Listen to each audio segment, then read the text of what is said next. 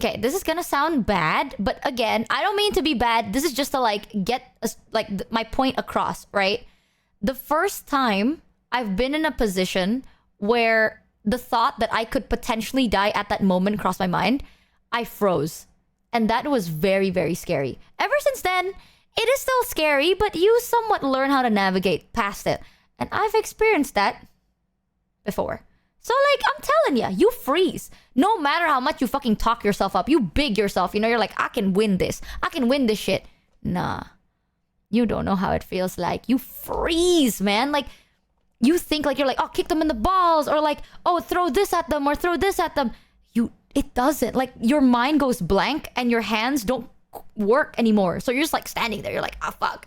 You can't even run. And when you do run, where do you go? You forget. Like, you're like, ah, I grew up here, but where do I go? And then you forgot. Like, suddenly you just run into a random, like, dead end. That's very possible. So under the fear of death, people stop. So don't put yourself in a situation where that is the only option available. What happened? Oh, I feel like if I told you, it's gonna be very grim and very dark.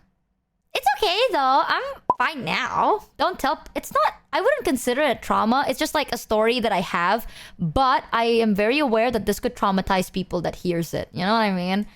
As long as I'm alive, I'm good. I have therapists. I've worked past it. It's that bad? Well, would you be okay with me sharing a traumatizing experience, or is that not a vibe? Because if you want, I can tell the story. It's not gonna trigger me or anything. I'm past it. You know, like, I got proper treatment. It did fuck me up for a bit, but not anymore. This happened a long time ago. Like, no joke, before college. So it's super long time ago, when I was like a wee little kid-ish. Well, a teen. Is it interesting? Well, it's different. It's an experience, but I am very aware that it may trigger some of you guys. So, content alert. Content discretion. Yeah, content discretion, chat. If you guys are triggered with things related to physical abuse and harm and stuff like that in that area, click away for like 15 to 20 minutes, because it do be that way. It do be that way. I'll tell the story in a very happy way, just so then it won't sound too sad and too scary, and I don't want to worry anyone, so I'm gonna say it in this way, just so it's not too bad, right? But back then, I've actually never told chat this, but I have spoken a little bit about this in the past, not to this extent. So back then, when I was in, at that time, early high school, the only good thing that happened in the story is that I'm not dead. Everything else ain't good. Is it that bad? Well, TLDR, I almost died. But the good thing is it's almost, which is very nice. Very, very nice. Again, this time, like, actually for real. Like, I don't mean like, oh my god, chat, I was like stalked, I almost died. No, like I passed out. It happened. That's why maybe now you can also know I'm a little bit paranoid of certain things. But okay, back then when I was a wee old bean, I had a good amount of friends, I'd say. Just like some people I know and stuff. And I know this one guy. This is before a lot of fears and stuff start happening, but I know this guy, and he's a really nice guy. He's just very troubled, you know what I mean? Like, he has a lot of demons to fight by himself, and he comes from like a broken family, and he's very, well, yeah, troubled. When I say troubled, it's troubled, right? Every now and then he contemplates like game ending, you know? So it's like one of those, right? And we became friends. We started talking. It was great. And here's the thing. His parent, I don't want to say too much, but one of his parent, I guess, because I guess they feel bad with the family or whatever, they would give this person a lot of money. So they would have expensive bags. Well, not expensive, but they would have it. Like bags, cars, watches. Like, bro, he has a car, right? And I know you're like, wait a minute, you were early high school and he has a car. Yes, chat. In my country, it's very common for people who don't have a driver's license to drive. Yeah, is it legal? No, but is it common? Yes. So at that time, he was also kind of cool. In my eyes, I thought he was kind of cool because he had a car, right? And it was during the time where you're not actually supposed to drive and he drives. So I was like, wow, that's so efficient. And, like if you ever need anything, this guy is like the pickup guy and stuff. And he has a car, that's awesome. So we became good friends. We were friends for a year and a half. And I've known him for a year and a half, maybe even longer. So it's not like I just met this guy. Like I've known this guy for more than a year. So at that point, it's very safe to say I know him, right? And he is troubled, but more so to himself. So it's kind of those like, I feel safe around him. Until one day, now here's the fun part of the story. He started becoming very clingy. Like every time he would have dark thoughts, I guess he would talk to me about it, and I can listen. So I would always like, oh yeah, tell me what's wrong, blah blah blah. It started from like talking in public to like more private to very private. And at that time, my sense of danger is not the highest, right? Like I'm not very aware of these things. And also I've known this guy for more than a year. So I was like, all right. And it went to a point where if let's say he has some problems, he would drag me away or he'd be pissed at me if I'm not there. So like he's like, oh, I almost like game ended myself because you weren't here. And I was like spending time with other friends, or I'm like working, or like I'm talking to other people, I'm sorting shit out, and they're like, oh, you weren't there. Where were you? It became very like possessive. Like he became very, very possessive of me. And at that time I felt mostly guilty because he would be like, oh, I would have game ended myself and it's all your fault, right? And I felt bad because I was like, shit, you relied on me and I wasn't there for you. I was young. So I also became very, very worried about him, and I would also sacrifice time for him specifically because I don't want him to die, And then, now here's where it kind of goes bad. One time, this was unironically in like broad daylight, but not in the middle of everything. So he basically told me that he's going through a lot of shit, he's going through a lot of stuff, and he wants to talk about it. And I was like, sure, talk about it. And he's like, no, I want it to be more private because it's like very personal and he doesn't want other people to hear it. And I was like, all right, sure. So then I followed him to his car that was parked in like this parking lot that's in a building. And the parking lot was pretty empty at that time. It still had some stuff, but it was kind of empty. And it was still in midday. This is not like at nighttime. Like this is like midday, right? And he wanted to talk in his car. And I thought that was normal because he has done this before. Like this has happened before. Nothing bad ever happens. The worst case is he cries and shit. Like I thought he just needed to cry, right? And I get it. Some men have trouble crying. So that's what I thought. So I followed him to his car. Well, I guess I said the wrong thing. Like that one thing it started with him venting. And then I guess I responded incorrectly. And then it ticked him off. And then he got upset. And then I was like, shit. I was like, damn, I don't want to leave him angry. And I feel bad because I didn't mean it. So I was like, oh, so I'm trying to like calm this guy down. And this guy is like bigger than me in every sense of the word. So I was like, ooh, I'm trying to calm you down and everything. And then he starts like mentally breaking. Like bro had like a full breakdown, right?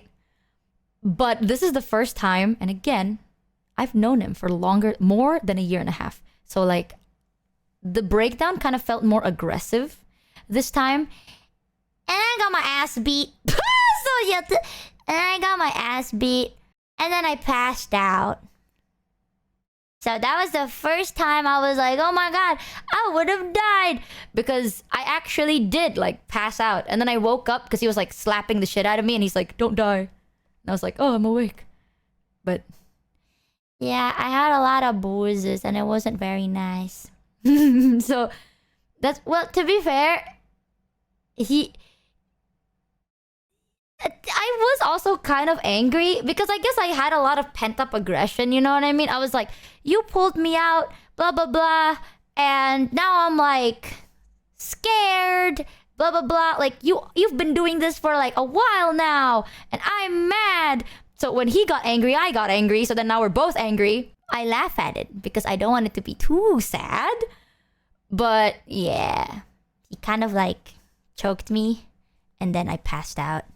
And then he slapped me awake because I wasn't breathing for a bit. And then I woke up, and then I was like, what the fuck happened? So that's what I'm saying, chat. All right? When the thought of like, oh my god, I could die crosses your mind, you shut down as a human being. It's not the same. And you've thought of like, I can defend myself. Nah, you can't. I'm saying, like, I don't mean this in a way that's like, you're weak. No. Human instinct, if you're not built for it, you can't. It's not safe to escalate a situation. Yeah, I don't have the... Now you know why I have this weird fear of being alone with a guy.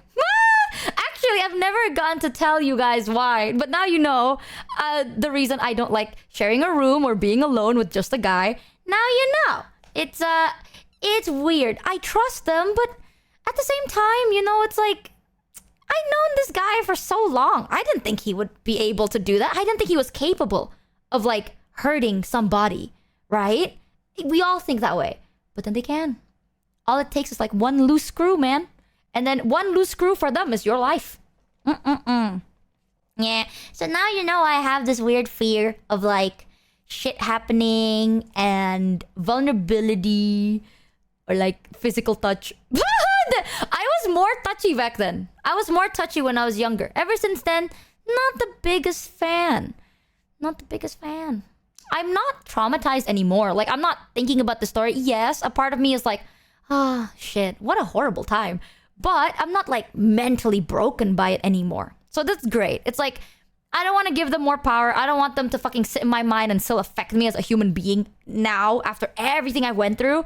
Fuck no, right? But at the same time, of course, wounds heal, but they're still there. You know, like sometimes you still see shit and you're like, ah, what a sucky time.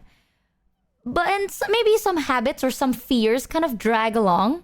And some of my friends, like for example, this is why I also trust my Japanese friend and Kuro. I trust them a lot because they've known this about me. And now you know why my Japanese friend is like, I'm not going to be alone with you no matter what. And I appreciate it. So I know a lot of my friends go out of their way to not put me in a situation that can remotely be similar to that.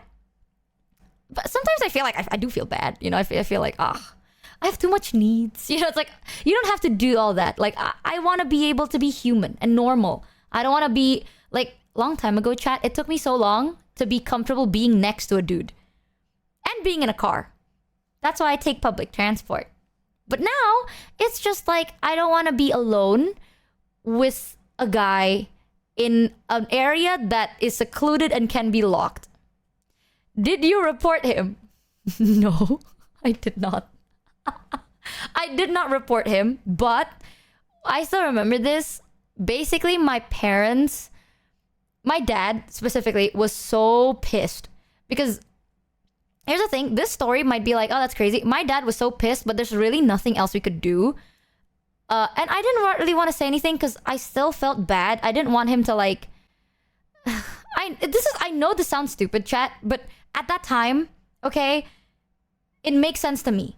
You know, like, I don't want to add to his burden. And I felt bad if he gets in trouble because he's already got so much to handle. I know it's stupid, I know, but like, I was young and stupid. And maybe gaslit a little bit. Maybe I was like, he successfully got to me, you know what I mean? But I remember I went back home and I met my parents. And at first, chat, oh my god. My shoulder, my neck, my collarbone, like the sides of my jaw, it was like red, right? The next day, it was purple. Like, it was purple for a month. Well, maybe slightly less, but it was like bruised. Like, I fucking looked like I had a hole. I had to wear like a turtleneck for a very long time. So, yeah, and I remembered this because I was trying to be like, shit, it ain't that serious, I guess. But obviously, you know, if it's to the point of like my cheeks and shit, it's obvious, right? Like, you can't, if it's like your neck, you can still cover it up, but like your cheeks, that shit's obvious. So my parents saw that. My dad saw it. My dad was like, what the fuck happened to you? And I was like, it's fine. I can't say I fell. You know, like, it's like not cheeks, but the bottom side of your jaw, like above your jaw, under your cheek, that area. So my dad was like fuming, and I can't say anything. And I was like, I don't want to talk about it. I at that time, I was more traumatized. So I was like breaking down. And my dad didn't push me. Because like, I appreciate it. I feel like if my dad really pushed me to tell him everything that happened, I would have just like snapped right in half, right? So my dad didn't push it. We never really talked about it since. And it's one of those things that at one point he realized he can't do anything. The best thing to do is just to let me heal. So he was very supportive on like that healing process for me. So I appreciate him a lot. But I didn't speak up. I was gaslit. I was manipulated. Now I know I was manipulated, but at that time, it felt so real. You know what I mean? Like I was like, I can't add more to his plate. He's gonna like game it himself. So that was why I didn't say anything. There's a lot of reasons why people don't speak up. And right now, I'm not speaking up to be like, chat, please, like, this horrible thing happened to me, cry, cry. No, I'm just saying this can happen. And this is every speculation of people being like, oh, that could have been a stranger. Oh, maybe you're in a club or in a suspicious place. No, this was in broad daylight, midday, right? Not broad daylight, but it was midday to someone I've known for almost 2 years. I'm saying, chat, it can happen by anybody. And I really, really thought I knew this guy. Like, it's not like I only speak to him once a week. I speak to him almost every day for a year and a half, slightly more. And you just don't know. Like, you don't know what people are, how people are, and what they can do to you. Like, you don't know people. You think you do, but you don't.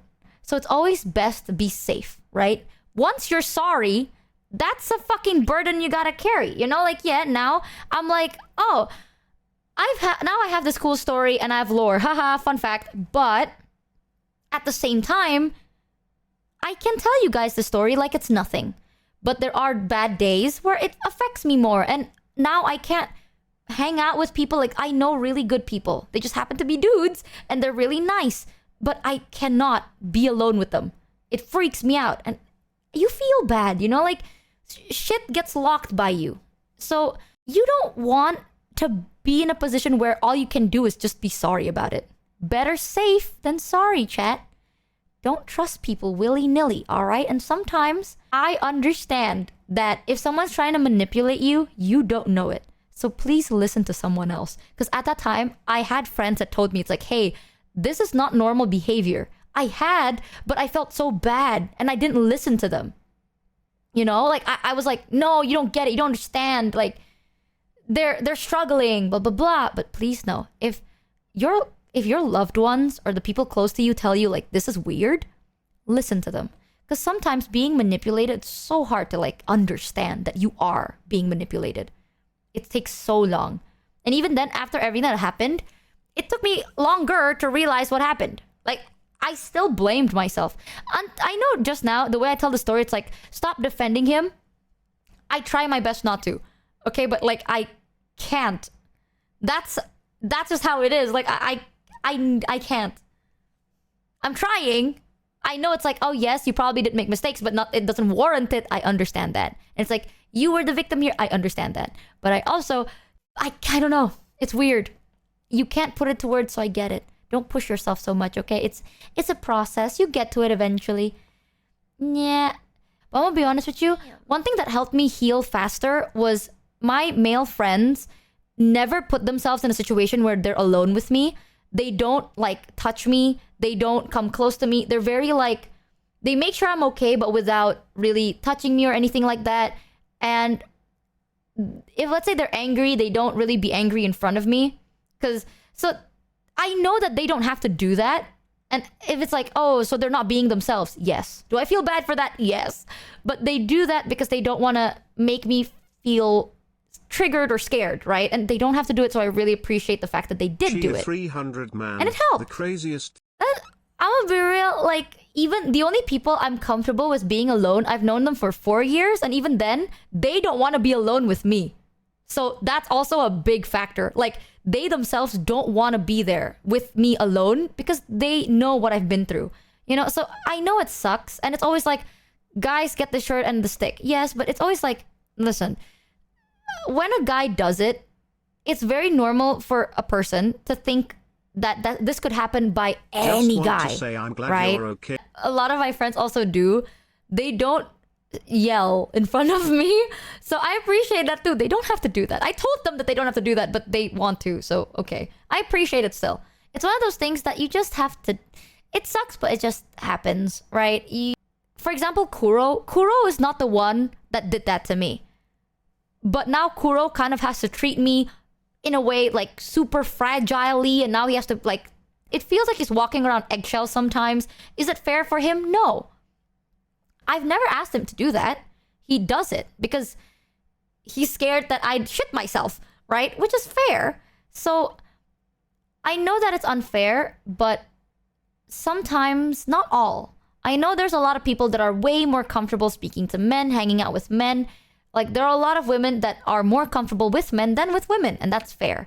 But there are cases where people like me, you know, I'm a bit scared of men. So it really depends. How much shits can you give? If you don't give a shit, that's fine. As long as you don't cause any harm, right?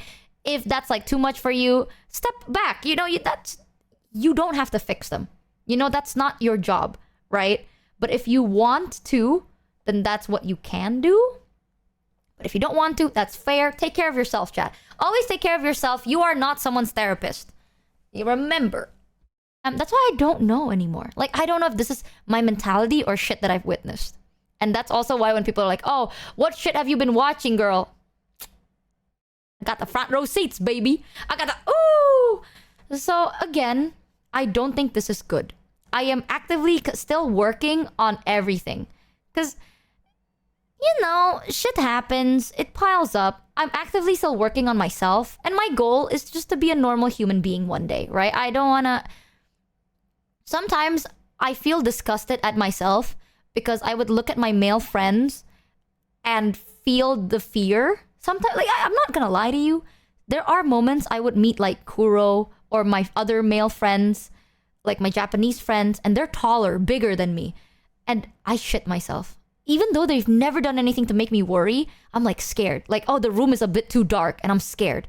And I feel grossed out because I'm like, why would I ever think that way about these people? Like, these are so nice and they've done so much to make me feel comfortable. How comes I still think that way, right? One day, the goal is I don't want to have that mentality. I want to be able to not have that fear kind of lingering around every now and then. Like, it doesn't happen all the time, but that's the goal. It sucks, but it's like you grow from it. You know, there's nothing else you can do.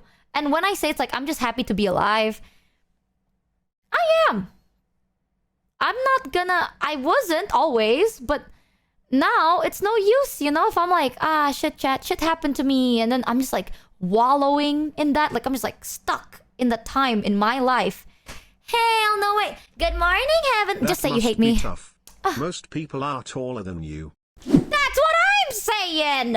It is tough. I don't want to live in the past anymore, if that makes sense. I feel like they've done enough harm and I don't want them to continue to do harm to me even now. So I want to look into the positive of things. I want to have a more optimistic viewpoint of life. And when I say, like, I know that sometimes the things I say sound like, shit, you're just being optimistic, you know.